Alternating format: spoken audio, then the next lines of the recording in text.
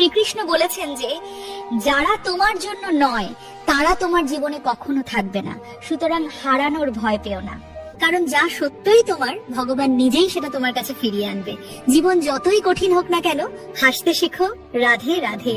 শ্রীকৃষ্ণ বলেছেন যা ঘটেছে তাও ভালো, যা ঘটছে তাও ভালো, আর যা ঘটবে তাও ভালো।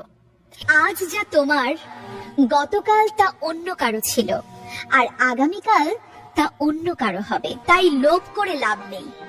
মানুষের উচিত মনের উপর সম্পূর্ণ নিয়ন্ত্রণ রাখা। রাধে রাধে রাখা।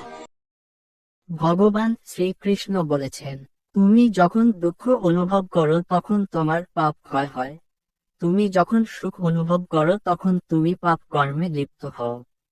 রাধে রাধে।